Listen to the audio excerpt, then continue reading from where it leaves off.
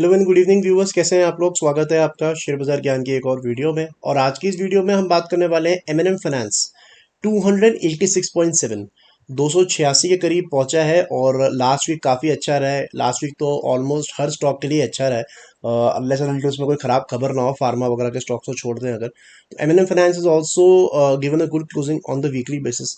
तो इस वीडियो में मैं बात करने वाला हूँ एमएनएम फाइनेंस के आगे की जर्नी के बारे में। जो ये बढ़त देखने को हमारे को मिली है एमएनएम फाइनेंस में, specially from the levels of 235 240, अब 286 पे खड़ा हुआ है। तो यहाँ से क्या रैली कंटिन्यू होती है या फिर कुछ ब्रेक लगेगा, वैल्यूएशंस कैसी है, इन सब चीज़ों के बारे में हम बात करेंगे।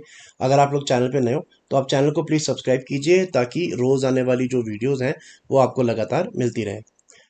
तो देखिए एमएनएम फाइनेंस के अंदर में मैं ये कह सकता हूँ कि जो स्टॉक अभी चल रहा है 285 286 का, ये महंगा नहीं है। महंगा नहीं है कहने का मतलब ये डिसेंटली वैल्यूड है। सस्ता भी नहीं है share, it's decent, it's perfectly valued. अगर 10 साल का वैल्यूएशन इसका निकालेंगे तो 20-21 का पी मल्टीपल इसको मिलता है। अभी 18 के पी मल्टीपल पे है, तो 10% सस्ता आप बोल सकते हो इसको। अगर एक साइड चूज करनी है सस्ता या महंगा, तो सस्ता होगा हल्का सा। कि अगर 300 315 के करीब होता तो बिल्कुल परफेक्टली वैल्यूड होता। बाकी कंपनी के अंदर में कोई दिक्कत नहीं है। अभी फिलहाल एक करेक्शन मोड के अंदर स्टॉक है, राइट। प्रॉब्लम क्या है कि कई बारी जब आप स्टॉक मार्केट में नए होते हो या फिर आपने एक तरफ की रैली देखी है, जैसे 2020 के बाद में जितने भी लोग आए हैं कोविड के बाद में, उन्होंने ज़्यादातर एक ही तरीके की मार्केट देखी है, या तो ऊपर या तो नीचे। लेकिन कंसोलिडेटिंग मार्केट ज़्यादा देखी नहीं है लोगों ने, काफ़ी जितने भी नए लोग जुड़े हैं मार्केट से। तो एमएनएम फाइनेंस के अंदर में भी ऐसा ही है, एक थोड़ा सा करेक्शन चल रहा है इस टाइम पे। जो इसके अंदर में रैली देखने को मिली थी, कोविड का जो इम्पैक्ट आया था उसके बाद में स्टॉक जो है 150-200 रुपये से 350 रुपये तक भी गया। तो उसके बाद में सेलिंग प्रेशर देखने को मिला, और अभी भी करेक्शन जो है वो कंटिन्यू कर रही है मेरे हिसाब से। करेक्शन कंटिन्यू कर रही है, मैं ये क्यों बोल रहा हूँ उसका मैं आपको एग्जाम्पल बता देता हूँ। बेसिकली जब भी कोई स्टॉक ऊपर जाता है, राइट, तो दो चीजें बोली जाती है। या तो बोला जाता है कि ये रैली है, राइट, या फिर बोला जाता है कि it is not a rally, it's a bounce back. तो इन दोनों में फर्क क्या होता है? तो देखिए रैली तब बोला जाता है कि रैली है जब वो एक के बाद एक अपने रेजिस्टेंस जो है वो पार करता जाए। और बाउंस बैक तब तक बोला जाता है जब तक वो अपना रेजिस्टेंस पार नहीं कर देता। अब एमएनएम फाइनेंस के अंदर में क्या हुआ ना, कि जब ये गिरना शुरू हुआ अराउंड 350 के लेवल से, तो पहले तो इसका रेजिस्टेंस था यहाँ पे 350 रुपए के करीब। उसके बाद में ये गिरा 6-7 हफ्ते लगातार, फिर एक ऊपर की तरफ बाउंस बैक दिया।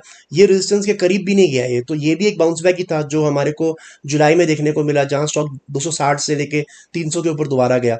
उसके बाद में उसने अपना रेजिस्टेंस दोबारा बनाया यहाँ पे, जहां से हमारे को फर्दर फॉल देखने को मिला। और अल्टीमेटली जो एमएनएम फाइनेंस के अंदर में लास्ट रेजिस्टेंस नजर आता है वो बना है अराउंड द लेवल्स ऑफ 295 296। ये थर्ड रेजिस्टेंस है इसका फ्रॉम द फॉल, कंटिन्यूसली जो फॉल कर रहा है ये।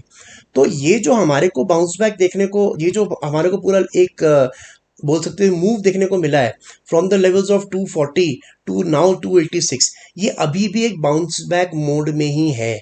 क्योंकि जब तक ये अपना एक रेजिस्टेंस पार नहीं करता, इसको नहीं बोल सकते आप कि ये ऊपर की तरफ में रैली करने के लिए रेडी है। So I think MNM finance अगर किसी हफ्ते 300 के ऊपर बंद होता है, तभी माना जा सकता है कि हाँ यहाँ से भी चलने के लिए रेडी है।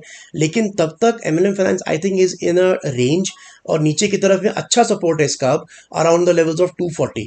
तो ये इसका एक रेंज बन जाएगा 240 रुपए के करीब सपोर्ट, और ऊपर की तरफ में 300 रुपए का रेजिस्टेंस।